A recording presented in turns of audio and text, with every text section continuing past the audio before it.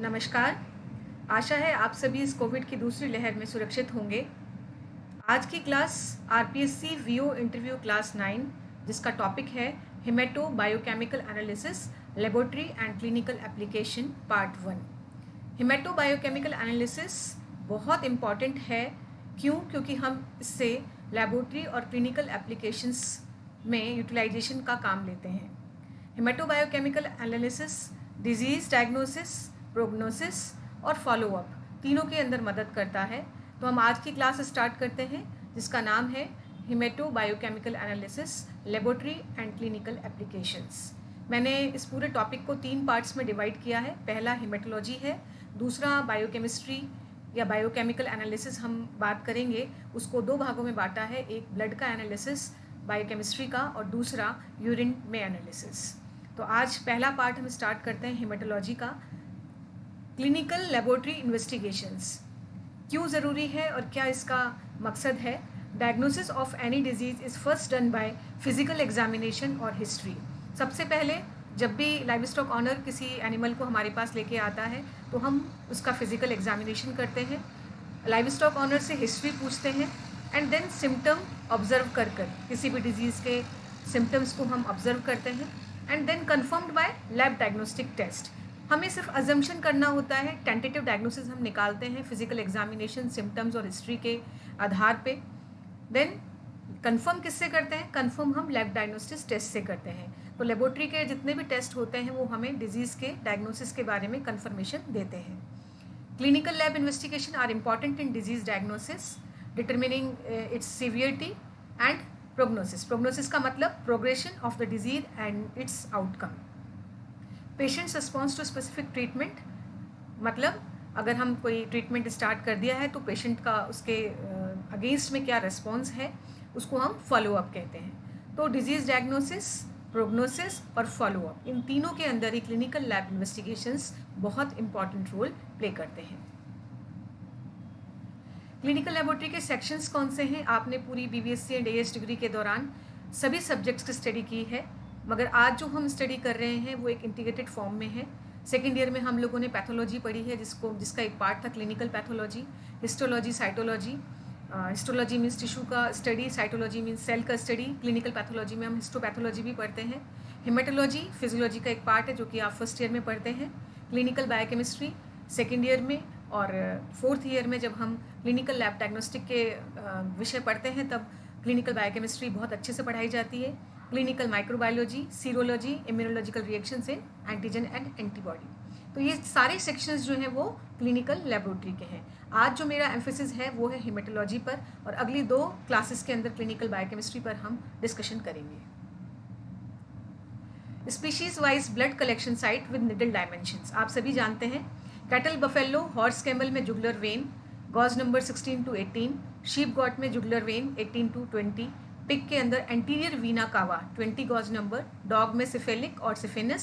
Cephalic आप सभी जानते हैं 4 लिम्स में होती है, और सिफिनस जो है वो है हाइंड लेग के अंदर 20 to 22। कैट के अंदर ईयर, सिफेलिक और जुगुलर वेन 22 to 25। रेबिट के अंदर ईयर और cardiac punctures 18 to 22 gauge number, and poultry में विंग और cardiac puncture 22 to 24 gauge number. तो यहाँ पर आपको ध्यान रखना है, cattle, buffalo, horse camel, sheep, goat सब में अधिकतर हम जुगुलर वेन से लेते हैं। पिग के अंदर स्पेसिफिक है एंटीरियर वीना कावा, डॉग और कैट में सिफेलिक से, देन रैबिट में ईयर और कार्डियक पंचर, और पोल्ट्री के अंदर wing vein. 3 different specimen for haematology and biochemistry, whole blood, serum और प्लाज्मा। 3 स्पेसिमेन है जो हम लेते हैं। होल ब्लड का मतलब आपको यही जानना है, जैसे कि आपने अभी मैं चर्चा करूंगी किस तरीके से सीरम सेपरेट होता है, किस तरीके से प्लाज्मा होता है। तो पहले हम सीरम और प्लाज्मा देखते हैं, फिर मैं आपको बताऊंगी कि होल ब्लड क्या होता है। Whole blood specimen it must be analyse within limited time.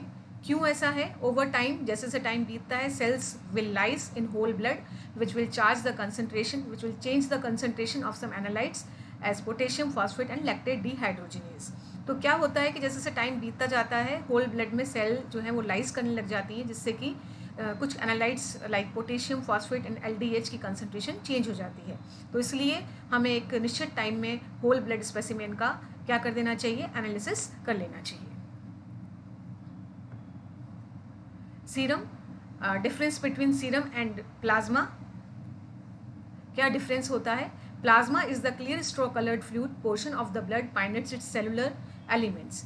Means plasma क्या है? ब्लड में से अगर सारे सेलुलर एलिमेंट्स WBC, RBC आदि सब माइनस कर दिए जाएं तो क्या कहलाता है? Plasma. While serum is plasma minus clotting factors और proteins like fibrinogen and prothrombin. अगर सीरम क्या है? सीरम प्लाज्मा में से अगर क्लॉटिंग फैक्टर्स को निकाल दिया जाता है तो उसे कहते हैं सीरम। और प्लाज्मा क्या है? अगर ब्लड में से सेलुलर एलिमेंट्स निकाल दिए जाएं तो वो है प्लाज्मा। तो plasma is equal to blood minus cellular elements और serum is equal to plasma minus clotting factors like fibrinogen and prothrombin. Serum is same as plasma except serum does not contain clotting factors or protein while plasma contain all clotting factors. Serum में सारे के सारे जो clotting factors थे वो एक भी नहीं है, जबकि प्लाज्मा के अंदर सारे के सारे क्लॉटिंग फैक्टर्स और प्रोटीन मौजूद होंगे. So the defibrillated plasma is called serum. Defibrillated plasma जो है वो सीरम कहलाएगा. So serum and plasma all has the same contents of electrolytes, enzyme, hormones except clotting factors. Serum preparation का procedure क्या है? सबसे पहले draw blood from patient, collect blood with no anticoagulant in the tube. ऐसी tube लेंगे जिसमें कोई anticoagulant नहीं होगा, मीन्स प्लेन ट्यूब लेंगे. Allow to stand for 30 to 45 minutes. Slanting position for clot formation. 30 से 45 मिनट तक स्लांटिंग पोजीशन पे हम रख देते हैं क्लॉट फॉर्मेशन के लिए. देन सेंट्रीफ्यूज करते हैं सैंपल को, और सैंपल को सेंट्रीफ्यूज करने के बाद सेल्स जो हैं वो बॉटम पर, ट्यूब के जो बॉटम है उस पर सेटल हो जाती हैं. The supernatant is the serum which can be now collected by pipette for testing purposes और stored at -20 degree centigrade to -80 degree centigrade for subsequent analysis. बहुत सिंपल प्रोसीजर है. स्टोर अगर हमें लंबे टाइम तक करना है तो -20 डिग्री से लेकर -80 डिग्री सेंटीग्रेड पे से हम स्टोर कर सकते हैं, जब हमें मंथ्स या ईयर्स में इसको स्टोर करना होता है. जैसे जैसे समय बढ़ता है वैसे वैसे जो टेम्परेचर है वो -20 डिग्री सेंटीग्रेड से -80 डिग्री सेंटीग्रेड की तरफ बढ़ता चला जाता है. प्लाज्मा क्या है? The tube will have anticoagulant. Plasma जब ही निकलेगा जब ट्यूब के अंदर एंटीकोगुलेंट होगा. After centrification the blood sample got separated into 3 layers. Plasma आप जानते हैं 55% होता है लगभग ब्लड का. बीच का आप पोर्शन देख सकते हैं, white blood cell and platelet 1%, red blood cells 45%. तो सेंट्रीफ्यूजन जो आप कर लेते हैं सेंट्रीफिकेशन, उसके बाद आप देखेंगे कि प्लाज्मा जो है ऊपर का, अभी मैं बताऊंगी किस तरीके से सेपरेट किया जाता है. पहले हम कंपोनेंट के बारे में डिस्कस करते हैं. 55 to 60% ऑफ ब्लड जो है वो प्लाज्मा होता है. वाटर 90% प्लाज्मा के अंदर, 90 to 91%. Organic 8 to 9%, inorganic 1%. और इस ऑर्गेनिक का एल्ब्यूमिन 7% के आसपास प्रोटीन होती है, ग्लोबुलिन 2.7% के आसपास, फिब्रोनोजन 0.3%.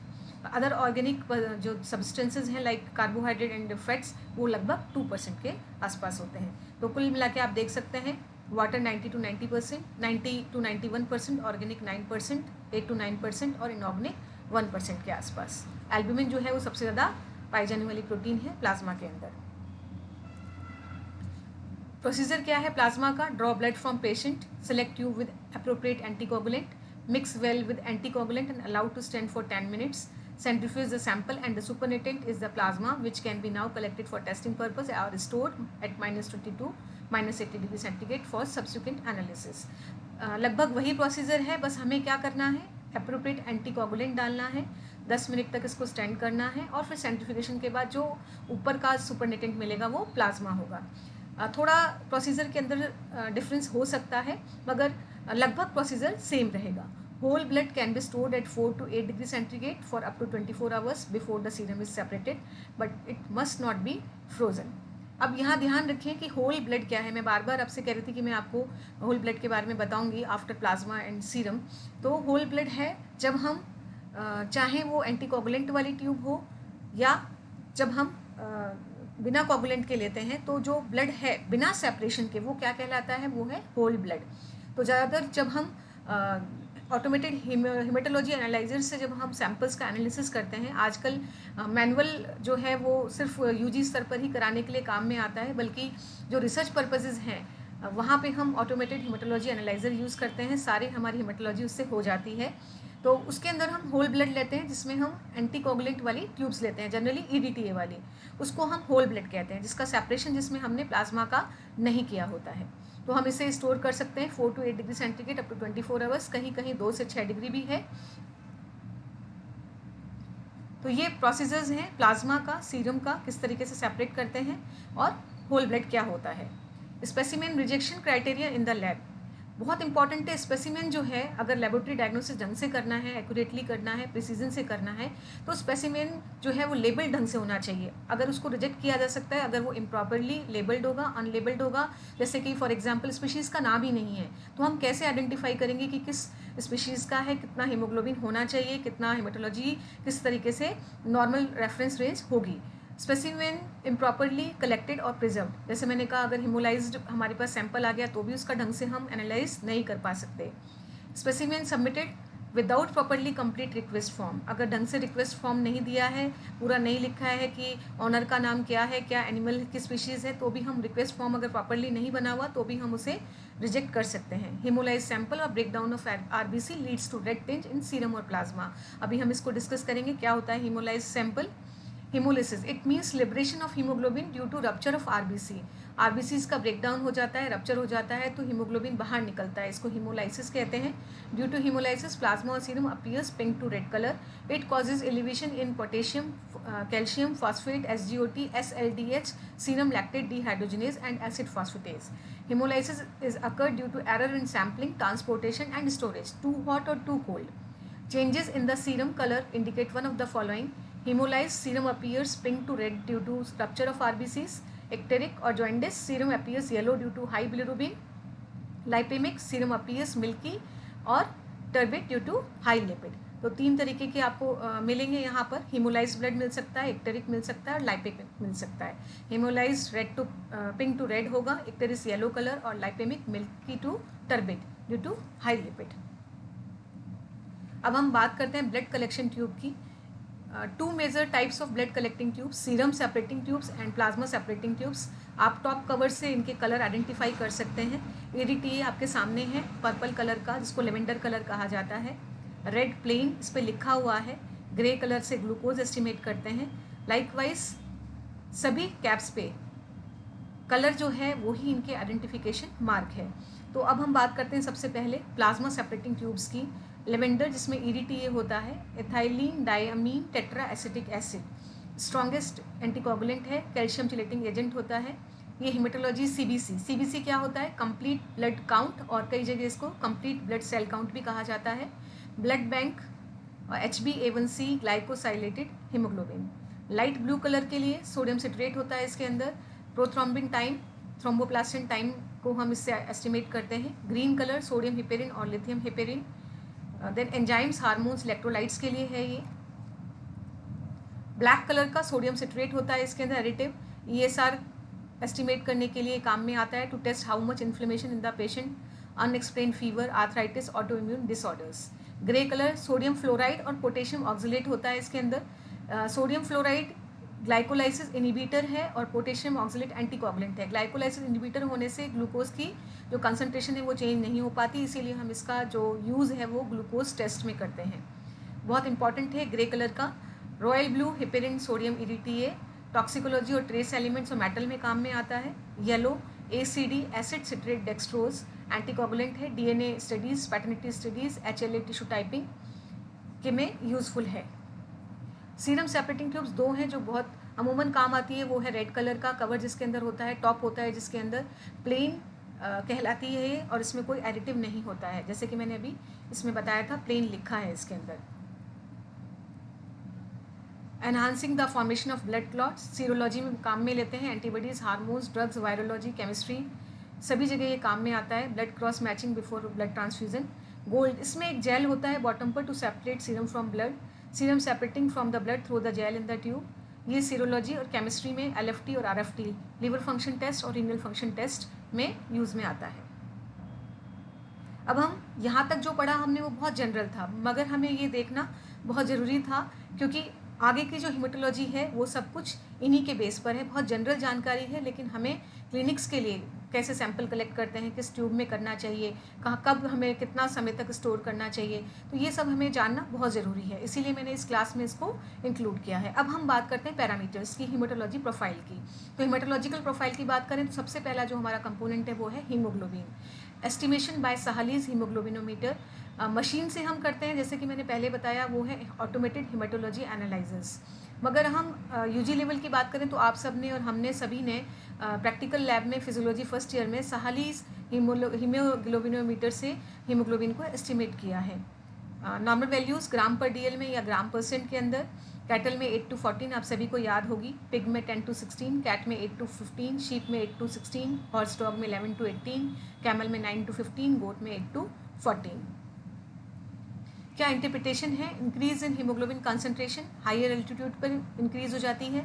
बहुत इंपॉर्टेंट है dehydration and haemoconcentration, cardiac diseases and emphysema, यहाँ पर हीमोग्लोबिन कंसंट्रेशन इंक्रीज होती है। तो डिहाइड्रेशन और हीमो कंसंट्रेशन हमें नहीं भूलना है, तो ये एक ऐसा एस्पेक्ट है जो हम रिसर्च में यूज़ में लेते हैं। जैसे सीजनल इफेक्ट अगर हम देखते हैं हेमाटोलॉजी पर तो ये बहुत काम में आता है। Decrease in haemoglobin concentration, haemoglobin की कंसंट्रेशन डिक्रीज कब होती है? एनीमिया में, हीमोरोइज और ब्लड लॉस के अंदर, आर्थराइटिस, ल्यूकेमिया, ब्लड कैंसर, जिसके बारे में हम आगे डिस्कस करेंगे, पैरासिटिक इन्फेस्टेशन। तो इंक्रीज होता है डिहाइड्रेशन हीमो कंसंट्रेशन में और डिक्रीज होता है haemoglobin anaemia, blood loss, haemorrhage, leukaemia में। नेक्स्ट जो हमारा कंपोनेंट है वो है टोटल इरेथ्रोसाइट काउंट और टीईसी या रेड ब्लड सेल या रेड ब्लड कार्पसल्स। सेल्स को कार्पसल्स भी कहा जाता है। तो बाय हीमोसाइटोमीटर मेथड, ये मैनुअल मेथड है। न्यूबार्ग आपने नाम सुना होगा, Neubauer counting chamber, RBC pipette, RBC diluting fluid और जिसे हेयमन फ्लूइड्स कहते हैं। Normal value of domestic animal क्या है आरबीसी की? मिलियन पर क्यूबिक मिलीमीटर और आरबीसी मिलियन पर माइक्रोलीटर। तो आप ध्यान रखें, कैटल की 5.4 to 9, हॉर्स में 6.5 to 13, शीप 8.5 to 13.9, गोट में 8 to 17, then camel 7 to 13, dog में 6.4 to 8, बफेलो में 5.4 to 7.4, then cat 6.2 to 10, swine 2.8 to 4.5। तो कैटल के हमें ध्यान रखनी है लगभग 5 to 9 मिलियंस पर माइक्रोलीटर। क्या इंटरप्रिटेशन है? रेड ब्लड सेल अगर ज़्यादा हो जाती है तो इसे हम पॉलीसाइथीमिया कहते हैं। Physiological lowered oxygen tension, new born animal, stress, dehydration, haemoconcentration. तो डिहाइड्रेशन और हीमो कंसंट्रेशन दोनों ही स्थिति में पॉलीसाइथीमिया होता है। पैथोलॉजिकल कंडीशन में acidosis, vomiting, diarrhoea, bacterial poison, bronchitis, respiratory conditions जो होती हैं उसमें भी पॉलीसाइथीमिया देखा जाता है। Low red blood cell, oligocythaemia जिसको कहा जाता है, यानी कि रेड ब्लड सेल का नंबर कम होना। Physiological temporary following injections of fluids, pathological anaemia, leukaemia, haemorrhage, chronic inflammatory disease. तो आपको ध्यान रखना है एनीमिया और हीमोरेज, ब्लड लॉस, ल्यूकेमिया में सेम ये ओलिगोसाइथीमिया होगा। आपको यहाँ पे ये ध्यान रखना है कि डिक्रीज हो रहा था हीमोग्लोबिन कंसंट्रेशन एनीमिया में और हीमोरेज में और ल्यूकेमिया में, और यहाँ पे भी डिक्रीज हो रहा है एनीमिया, हीमोरेज और क्रोनिक इन्फ्लेमेटरी डिजीज के अंदर। तो दोनों सेम है दोनों कंडीशन के अंदर। और ऐसे ही हीमोग्लोबिन डिहाइड्रेशन कंसंट्रेशन जो था, हीमो कंसंट्रेशन, इसके अंदर हीमोग्लोबिन बढ़ रहा था, ऐसे ही आरबीसी जो है वो भी डिहाइड्रेशन हीमो कंसंट्रेशन की कंडीशन के अंदर पॉलीसाइथीमिया की कंडीशन देखी जाती है। तो पॉलीसाइथीमिया आरबीसी का बढ़ना, ओलिगोसाइथीमिया डिक्रीज होना। फिजियोलॉजिकल कम घटेगा RBC temporary following injection of fluids, यानी कि अगर हम वॉल्यूम बढ़ा देते हैं या तो उसके अंदर भी आरबीसी का नंबर जो है वो क्या होगा, घट जाएगा, यानी कि हीमो डाइल्यूशन। अब आप बात करते हैं ब्लड और आरबीसी इंडाइसिस की। क्या होती हैं ये RBC indices? The values of RBC count, haemoglobin content and packed cell volume can be use to obtain certain RBC indices, also called absolute value of blood indices. These indices indicate the size and hemoglobin concentration within the RBC and thus help in diagnosis the type of anemia. ये क्या करता है, एक RBC के अंदर कितना haemoglobin concentration है और उसका साइज़ क्या है ये बताता है, जिससे कि हम एनीमिया को, अलग अलग टाइप के एनीमियाज को डिफ्रेंशिएट कर पाएँ। सबसे पहला है mean corpuscular volume, MCV. MCV is volume of a single RBC. MCV defines the size of the red blood cells and is expressed as femtoliters 10 raised to power minus 15 और cubic microns. तो MCV है क्या? PCV पर 100 ml of blood upon RBC count in million per cubic millimetre into 10. क्या बताएगा ये? RBCs with normal MCV called normocytes. RBCs whose MCV exceed normal range are macrocytes. RBC with MCV below normal range are microcytes. So size बता रहा है normocytes, macrocytes and microcytes. ये volume of a single RBC है, मतलब the size of the RBC and is expressed as femtoliters और cubic microns. Mean corpuscular haemoglobin MCH average amount of haemoglobin in a single RBC, और वो designate होता है, unit है इसकी picogram 10 raised to power minus 12 gram. MCH in picogram is equal to haemoglobin in gram percent upon RBC count in million per cubic millimetre into 10. Next है mean corpuscular haemoglobin concentration, जिसको हम MCHC कहते हैं, amount of haemoglobin expressed as concentration of haemoglobin in a given volume of packed red blood cell. Means जो amount है haemoglobin का वो concentration है, मतलब concentration of haemoglobin in a given volume of packed red blood cell. It is expressed as gram per DL of red blood cells और as a percentage value. यहाँ पे ये कंसंट्रेशन था और यहाँ पे एवरेज अमाउंट था हीमोग्लोबिन का सिंगल RBC के अंदर. MCHC haemoglobin in gram percent upon PCV पर 100 ml ऑफ ब्लड इंटू 100. ये परसेंटेज के अंदर या ग्राम पर DL या ग्राम परसेंट के अंदर होगा. If the MCHC is with in normal range the RBC is normochromic. If the MCHC value is below normal range the RBC is hypochromic. Hypo means come. This usually indicates that an individual is suffering from iron deficiency, और ये किसको denote करता है? ये iron deficiency को indicate करता है. MCHC value never exceed more because RBC can not hold haemoglobin beyond it's saturation points, that is metabolic limits of the cell hemoglobin forming mechanism. Therefore anemia or anemic can never be hyperchromic. तो anaemic जो होगा वो कभी भी hyperchromic नहीं होगा. तो condition कौन सी देखने को मिलेगी? वो है हाइपोक्रोमिक या नॉर्मोक्रोमिक. नॉर्मोक्रोमिक में नॉर्मल रेंज के अंदर है MCHC, और अगर कम है तो हाइपोक्रोमिक. ये हमें कंसंट्रेशन बताता है हीमोग्लोबिन की in a given volume of packed red blood cell. Animals के अंदर हम देख सकते हैं MCV, MCH और MCHC. फेम्टोलीटर में है MCV, पिकोग्राम में MCH, MCHC ग्राम पर DL में. कैटल में 40 to 60, MCH जो है वो 15 to 20 and MCHC 30 to 39.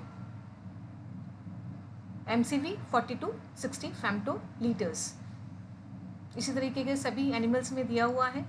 Camel में हम देखते हैं 25 to 50 फेम्टोलीटर्स MCV, 13 to 18 picogram MCH और 40 to 45 MCHC जो है वो है कैमल के अंदर MCHC 40 to 45 gram per DL. एक और रेड ब्लड इंडाइसिस है जिसका नाम है RDW, red cell distribution width. Red cell distribution width, variation in the size of red cells, जिसको हम N-आइसोसाइटोसिस कहते हैं, can be quantified and expressed as red cell distribution width RDW और as red cell morphology index. RDW represent the coefficient of variation of red blood cell volume distribution and is expressed as a percentage. The normal value of RDW is 13 plus minus 1.5%. ये क्या बताता है? ये बताता है RDW represents the coefficient of variation of the red blood cell volume distribution, that is size. तो आप यहाँ पर एक देख सकते हैं MCV and RDW in the evolution of anaemias. तो एक तरफ RDW है वो नॉर्मल है जिसमें नो N आइसोसाइटोसिस है. नीचे की साइड में आप देखेंगे इंक्रीज्ड है जिसमें N आइसोसाइटोसिस मिलेगा. क्या था N isocytosis? Variation in the size of red cells. यहाँ हम बात करते हैं MCV की, तो MCV लो है यानी कि माइक्रोसाइटिक, नॉर्मल है तो नॉर्मोसाइटिक और इंक्रीज्ड है तो मैक्रोसाइटिक. तो डिक्रीज के अंदर आप देख सकते हैं हेटेरोजाइगस थैलेसीमियाज के अंदर, लेकिन ये सब नॉर्मल होगा. RDW जो है वो नो N आइसोसाइटोसिस मिलेगा इस कंडीशन में. देन नॉर्मल की बात करें तो poor iron utilisation, acute blood loss में नॉर्मल रहेगा PCV and MCV and RDW भी नॉर्मल है. यानी कि नॉर्मल नॉर्मोक्रोमिक है। देन एमसीवी नॉर्मल है यहाँ पर। इंक्रीज्ड एमसीवी में मैक्रोसाइटिक पोजीशन के अंदर लिवर डिजीजेस और एप्लास्टिक एनीमिया के अंदर होता है ये, बट आरडीडब्ल्यू यहाँ पर नॉर्मल रहेगा। अगर इंक्रीज आरडीडब्ल्यू है लेकिन एमसीवी डिक्रीज है तो iron deficiency and red cell fragmentation. Normal में ये सारी कंडीशंस हैं, early iron deficiency, then combined deficiency, sickle cell anaemia, immune haemolysis. And अगर इंक्रीज है मैक्रोसाइटिक कंडीशन है तो मेगलोब्लास्टिक, सिडरोब्लास्टिक, ये कंडीशंस हैं सेकेंडरी टू कीमोथेरेपी। यहाँ पर ये मैक्रोसाइटिक भी होगा और इंक्रीज्ड आरडीडब्ल्यू भी होगा, यानी कि एन आइसोसाइटोसिस की कंडीशन होगी। अब हम बात करते हैं डब्ल्यूबीसी की, determination of total leucocyte count, और टीएलसी ये टोटल है, कंप्लीट डब्ल्यूबीसी जिसको कहना चाहिए, टोटल जो ल्यूकोसाइट का नंबर है वो हम निकालते हैं। तो हीमोसाइटोमीटर मेथड से हम निकालते हैं manually, Neubauer counting chamber, WBC pipette, WBC diluting fluid जिसे थॉमस फ्लूइड भी कहा जाता है। जो नॉर्मल वैल्यूज़ हैं वो थाउजेंड्स पर क्यूबिक मिलीमीटर, और डब्ल्यूबीसी किस में निकाली जाती है, 1000 पर माइक्रो लीटर के अंदर। तो कैटल के अंदर 4.5 to 13,000 पर माइक्रो लीटर, हॉर्स में 5 to 11, शीप में 4 to 12, गोट में 5 to 13, camel 10 to 19, dog 6.4 to 15,000 पर micro litre, cattle 5.5 to 19, buffalo 8 to 10, swine 8 to 20, chicken 20 to 40,000 पर माइक्रो लीटर्स।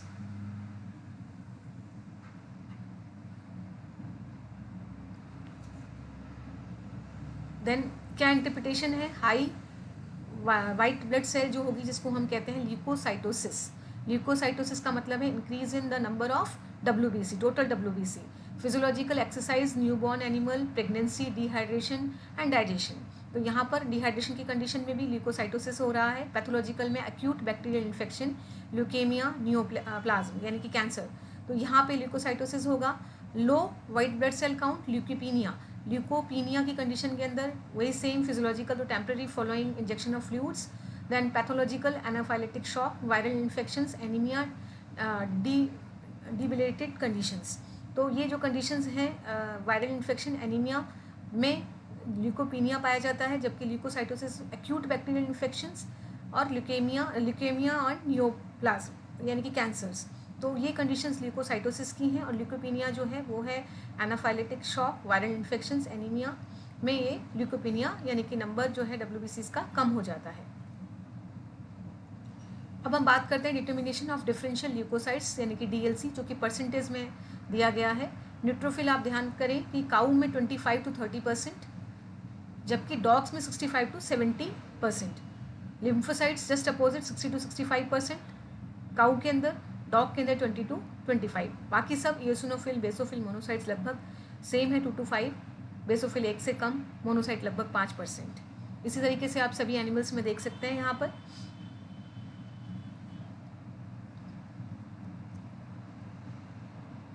चिकन में neutrophils 25 to 30%, lymphocytes 55 to 60%। Camel के अंदर 65 to 75% neutrophils and lymphocytes 28 to 38%।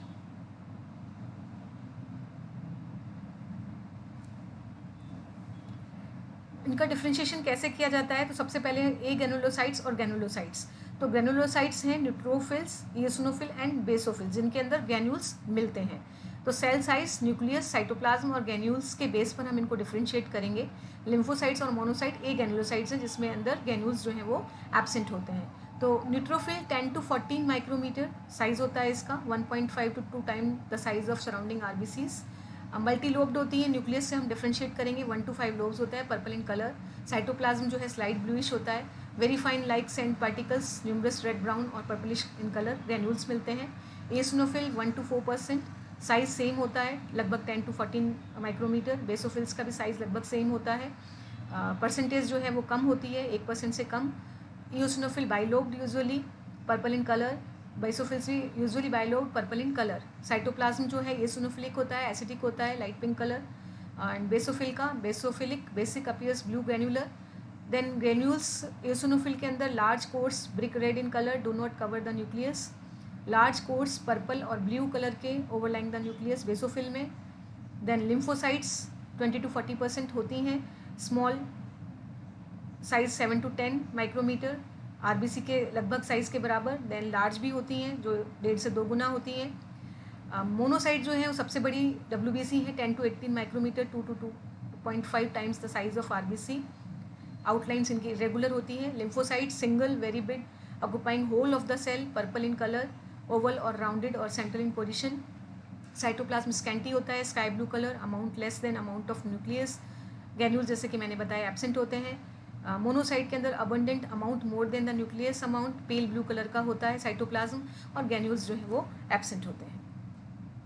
Terminology आप सभी जानते हैं, leucocytosis increase white blood cells, leucopenia decrease white blood cells, neutrophilia increase in neutrophils, then neutropenia decrease in neutrophils, eosinophilia increase eosinophils in peripheral blood, eosinopenia decrease eosinophils in peripheral blood, basophilia increase basophils in peripheral blood, lymphocytosis increase lymphocytes in peripheral blood, lymphopenia या कुछ लोग इसको lymphocytopenia भी कहते हैं, decrease in lymphocytes, monocytosis increase in monocytes in peripheral blood, और monocytopenia जो usually diagnose नहीं होता है। तो आपको ध्यान रखना है, साइटोसिस जहाँ आ जाएगा वहाँ इंक्रीज होगा नंबर, और पीनिया जहाँ आ जाएगा वहाँ पे डिक्रीज होगा, और फीलिया में भी इंक्रीज होता है। Neutrophils represent the first line of defence in response to invading microbes by phagocytosis of pathogen and or release of antimicrobial factor contained in specialized granule। आप सभी जानते हैं ग्रेनुलोसाइट्स हैं और ये फर्स्ट लाइन ऑफ डिफेंस भी है। Neutrophils are infection fighters that increase, क्या कहते हैं इसको, neutrophilia during bacterial infections. Lymphocytes on the other hand can increase lymphocytosis in case of viral infection. तो आपको ध्यान रखना है, बैक्टीरियल इन्फेक्शन के अंदर न्यूट्रोफिल्स बढ़ती हैं, और वायरल इन्फेक्शंस के अंदर जो लिम्फोसाइट्स हैं वो बढ़ती हैं। तो क्या होता है, if you have a bacterial infection you will have an increase of neutrophils and a decrease in lymphocytes. अगर बैक्टीरियल इन्फेक्शन है तो न्यूट्रोफिल इंक्रीज होगी और लिम्फोसाइट्स घटेंगी। Conversely if you have a viral infection you will have a decrease in neutrophil and an increase in lymphocyte. और अगर हमें viral infection है तो न्यूट्रोफिल्स जो हैं वो डिक्रीज होंगी और लिम्फोसाइट्स जो हैं बढ़ेंगी। इसमें कुछ वेरिएशन भी संभव है। इसको N/L को neutrophil upon lymphocyte N/L ratio भी कहलाया जाता है, जो कि डायग्नोसिस में बहुत इंपॉर्टेंस रखता है। न्यूट्रोफिल्स डिसऑर्डर क्या क्या है, न्यूट्रोपीनिया जैसे मैंने पहले कहा, न्यूट्रोफिलिया। तो न्यूट्रोफिलिया कब होता है, बैक्टीरियल इन्फेक्शन में, इन्फ्लेमेशन में, एक्यूट ब्लड लॉस में, एक्यूट हीमोलाइसिस में, और फिजियोलॉजिकल कंडीशन स्ट्रेस में। नीचे आप देख सकते हैं इन्फेक्शन में surgery, burns, infarction, inflammation, gout में RA, rheumatoid arthritis, malignancy, physiological conditions. Neutropenia की हम बात करें, viral infection, drug, aplastic anaemia. Then neutropenia हो सकता है इन्फेक्शन वायरल में, ड्रग्स, ऑटोइम्यून डिजीजेस के अंदर अल्कोहल और कंजेनाइटल। ऑटोइम्यून डिफिशिएंसी मेन कारण होता है न्यूट्रोपीनिया।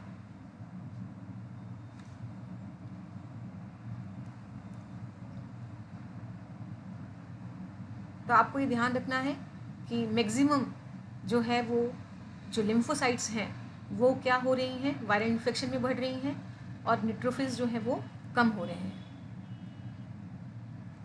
आप देख सकते हैं वायरल में न्यूट्रोपीनिया है और न्यूट्रोफिलिया बैक्टीरियल के अंदर। लिम्फोसाइट्स में क्या होता है, लिम्फोसाइटोसिस के अंदर वायरल इन्फेक्शन के अंदर होता है, जैसे मैंने कहा क्रोनिक इन्फेक्शंस, बैक्टीरियल का जो क्रोनिक इन्फेक्शंस होते हैं उसके अंदर भी लिम्फोसाइटोसिस मिलता है। आप देख सकते हैं कंडीशन लिम्फोसाइटोसिस की, stress, chronic bacterial infection, lymphoma, lymphocytic leukaemia.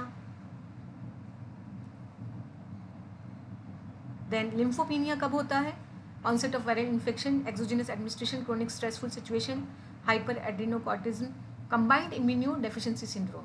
Immuno deficiency syndrome के अंदर ये लिम्फोपीनिया मिलता है। Monocytosis, intravascular haemolysis, chronic suppurative diseases, abscesses and myeloproliferative neoplasia. Platelets की बात करते हैं हम। Platelet by haemocytometer method, same method है तीनों का, RBC, WBC and platelet count. Haemocytometer method से manually, Neubauer counting chamber, RBC pipette, platelet diluting fluid जो है वो है 1% ammonium oxalate. Normal platelets domestic animal के अंदर रेंज जो होती है वो है 4,50,000 प्लस माइनस 1,50,000 पर माइक्रोलीटर ऑफ ब्लड। तो हमें ध्यान रखना है पर माइक्रोलीटर ऑफ ब्लड में 4.5 लाख प्लस माइनस 1.5 लाख के आसपास डोमेस्टिक एनिमल के अंदर प्लेटलेट्स होती हैं। Increase in the count, thrombocytosis, chronic haemolytic icterus में, haemolytic anaemia and sickle cell anaemia में। तो आप देख सकते हैं प्लेटलेट्स जो है हिमोलिटिक एनीमिया में, जहाँ जहाँ हिमोलिटिक एनीमिया है वहाँ पर थ्रोम्बोसाइटोसिस मिलेगा हमें। डिक्रीज इन द काउंट में occur in the following pathological condition. Thrombocytopenia कहाँ मिलेगा? Any disease condition of bone marrow, bone marrow की कोई भी डिजीज कंडीशन में थ्रोम्बोसाइटोपिनिया बनेगा, यानी कि नंबर कम हो जाएगा। And severe haemorrhage and uraemia, जहाँ सीवियर हीमोरेज है वहाँ पर भी क्या होगा? थ्रोम्बोसाइटोपिनिया होगा। और एनीमिया की कंडीशन के अंदर थ्रोम्बोसाइटोसिस होगा, चाहे वो सिकल सेल एनीमिया हो चाहे हिमोलाइटिक एनीमिया हो। And chronic haemolytic icterus. जिस तरीके से हमने आरबीसी इंडाइसिस पढ़े थे उसी तरीके से प्लेटलेट इंडाइसिस भी हैं। इसमें 3 बहुत इंपॉर्टेंट है। मीन प्लेटलेट वॉल्यूम एमपीवी, जो कैलकुलेट करता है मेजर ऑफ थ्रोम्बोसाइट वॉल्यूम का, फेम्टोलीटर्स में होता है। Platelet volume distribution with PDW, indicator of volume variability in platelet size, percentage में व्यक्त करते हैं। और platelet crit PCT, volume occupied by platelet in the blood, ये भी परसेंटेज में होता है। और दूसरे mean platelet component, mean platelet mass, platelet component distribution with PCDW, platelet large cell ratio, then immature platelet fractions, ये सभी प्लेटलेट इंडाइसेस हैं। मगर अमूमन हम mean platelet volume, MPV, PWD और पीसीटी को ही इम्पॉर्टेंस देते हैं, और इसी को ही हम हेमेटोलॉजी एनालाइजर्स से जो जनरली निकल कर आते हैं वो ये 3 प्लेटलेट इंडाइसेस हैं। अब हम बात करते हैं फंक्शंस क्या हैं, सभी को मालूम है। एरिथ्रोसाइट आप देख सकते हैं यहाँ पर नंबर जो है आप सभी को मालूम है, मैंने अभी डिस्कस किया आपसे कितने मिलियन पर माइक्रोलीटर होता है। Then absence, appearance in a standard blood smear किस तरीके से दिखता है? Flattened biconcave disc, no nucleus, plate red colour, pale red colour होता है इसका एरिथ्रोसाइट्स का। समरी क्या है इसके फंक्शंस की? Transport oxygen and some carbon dioxide between new tissues and lungs. Life span आप जानते हैं 120 दिन। Then leucocytes, white blood cell है, 1000 पर माइक्रोलीटर में है, आप सभी को मालूम है। ग्रेनुलोसाइट्स में न्यूट्रोफिल, एओसिनोफिल और बेसोफिल है, आप डायग्राम भी देख सकते हैं। ये गैनुल्स हैं, इसके अंदर मैंने पहले ही बताया आपको कैसा न्यूक्लियस होगा। इसका nucleus, nuclear lobes, multi lobes हैं इसके अंदर। एओसिनोफिल और बेसोफिल के अंदर 2 लोब्ड हैं, बाइलोब्ड। देन फंक्शन की बात करें हम तो न्यूट्रोफिल फैगोसाइटिक है, particularly effective against bacteria. Phagocytic cells हैं एओसिनोफिल। इंपॉर्टेंट बात ये है कि ये एलर्जिक कंडीशन के अंदर इंक्रीज हो जाती हैं एंड पैरासिटिक इन्फेस्टेशन के अंदर भी इंक्रीज हो जाती हैं। Effective with antigen antibody complex, release antihistamine, increase in allergies and parasitical infestation. Then lymphocytes की और मोनोसाइट्स की, तो लिम्फोसाइट्स भी आपको मालूम है 1000 पर माइक्रो लीटर के अंदर मिलेगी आपको। और ये जो है आपको मालूम है ये ग्रेनुलोसाइट्स हैं, spherical cells with a single often large nucleus. ये मोनोसाइट लार्जेस्ट ल्यूकोसाइट हैं। क्या फंक्शन होता है? Primarily specific adaptive immunity, T cells attack, cellular immunity देती है। बी सेल्स ह्यूमरल इम्यूनिटी यानी कि एंटीबॉडी फॉर्मेशन करता है, और साथ में एनके सेल्स भी होती हैं, नेचुरल किलर सेल्स भी होती हैं। Monocyte very effective phagocytic cell है।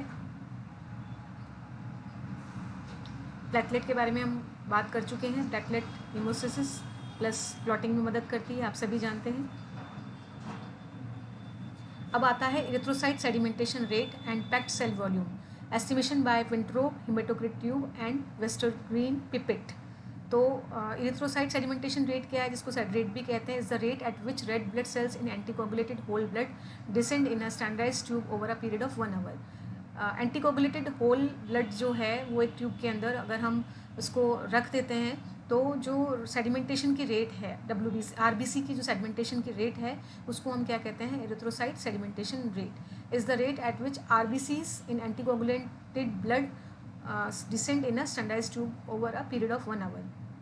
A faster than normal rate may indicate inflammation in the body. अगर रेट फास्टर है तो इन्फ्लेमेशन को इंडिकेट करती है। Then PCV or hematocrit HCT is the volume of cellular elements per unit volume of whole blood. These are used to measure red blood cell mass, and increase in red blood cell mass is equivalent to erythrocytosis and a decrease indicate an anemia. तो PCV क्या है? PCV है volume of the cellular elements per unit volume of whole blood. ये ranges हैं, unit ध्यान रखें. ESR की millimetre per hour, PCV percentage में होता है. कैटल में 0 to 1 ESR और PCV 25 to 40. हॉर्स में ESR 15 से 40 पर 20 मिनट होता है. कैमल में 2.5 to 3 2.5 पर 3 आवर. चिकन में 1 to 3. और यहाँ आप देखेंगे तो 25 से 40 के आसपास ही है PCV परसेंटेज.